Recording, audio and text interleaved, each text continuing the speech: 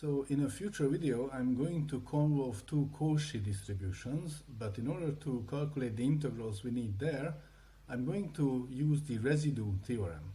So this video is going to be a little bit of detour to complex analysis. I'm going to state and try to explain a little bit about the residue theorem, and that is going to be used later on. We are only going to use the simplest form of it, so don't worry, but the simplest form we're going to need, so I explain this here. Let U be a simply connected open domain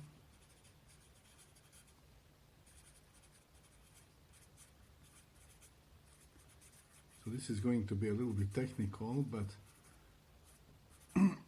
we're just going to use it in the simplest way, in the complex plane C, and A1, A2, and so on, AN finitely many points in C. Let F be holomorphic on U minus these points. Holomorphic also means complex differentiable.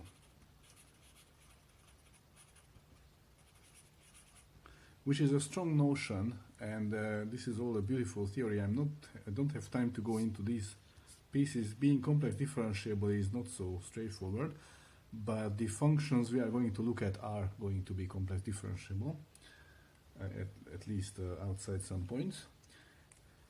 Okay, let gamma be a rectifiable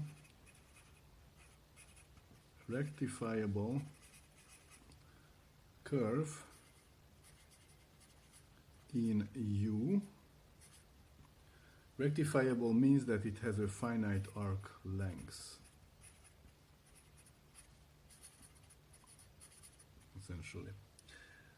Okay, positively oriented. So this gamma is positively oriented. Close. Simple, and I'm going to draw a picture in a second. So the scenario is that okay, this is all of your this is your open domain, simply connected open domain U, say, and inside U you have some finitely many points. Okay, of course you could have them outside, but it doesn't matter. And you have a curve which is rectifiable, so it has some curve length, so it's not too rough, it has some curve length. It's positively oriented. Positively oriented means that it goes around in the positive angle direction.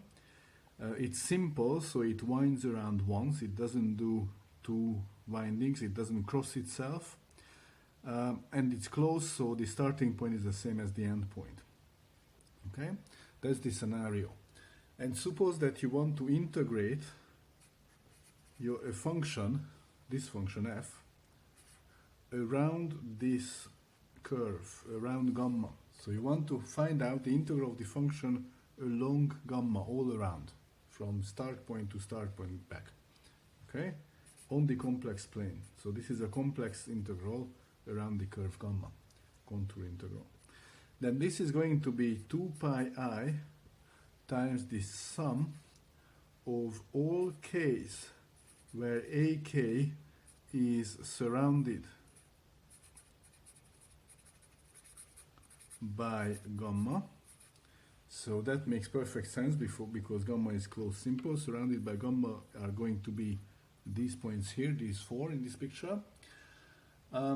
And for all of these points, one takes the residue of f at ak. Okay, and I'm going to tell you what this is in a second. But before that, let me just comment a little bit on this. So the idea is that if you have a complex differentiable function, then it doesn't care about changing the curve. The integral along this curve or the integral along a modified curve, say this curve, is going to be the same as long as the function is, as long as the curve is sweeping around an area where the function is complex differentiable. The only really important points are these points where the function stops being complex differentiable. These are the only contributions of this contour integral, because otherwise you can shrink this closed curve onto these points, and that's how the right hand side comes. Okay, complex function theory is a beautiful subject, but I'm not going to go into much details here. I recommend that everybody goes and takes a unit on complex function theory or looks up some things. We are just going to use this theorem in the simplest form, but I still need to tell you what the residue of f at this point ak is. Well, I'm going to tell you first a rather difficult definition. It's going to be the coefficient of the minus first term in the Laurent series of the function at ak. Okay, which is probably not very useful. And again, I recommend the complex function theory course. Let me give you a somewhat more useful formula here. So what is the problem? What kind of problems are we looking at with f? If the function f behaves like 1 over f of z minus ak to the nth power, then we say that the function has a pole of order n. So that is, it has, where n is a positive integer, a pole of order n at ak, then the residue of f at ak is given by a formula 1 over n minus 1 factorial, and then the limit as z goes to ak of the n minus first derivative, complex derivative of z minus ak to the n times f. Okay? So essentially what's happening is that you have f is trying to blow up like z minus ak to the n, as z is very close to ak. Then we cancel out that kind of leading term, and then we differentiate the rest n times, n minus 1 times, divide by n minus 1 factorial. In particular, this simplifies in the case if n is 1, this simplifies quite a bit, and it just ends up being the limit as z goes to ak of the zeros derivative of z minus ak times f of z. And so this is really the only case we are going to deal with in this unit, I believe. The first order pole, the case of first order poles, you just cancel out the pole by multiplying with z minus ak and then take a limit, and that is going to give us the residue.